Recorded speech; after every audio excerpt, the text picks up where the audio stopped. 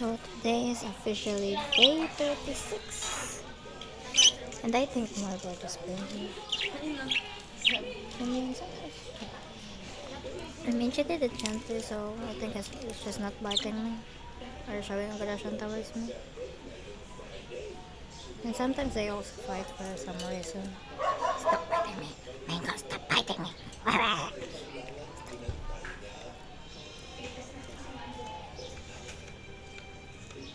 This is for you, Marble. Ah, yeah.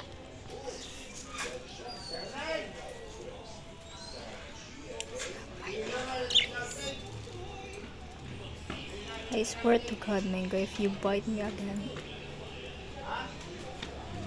Hello, Marble.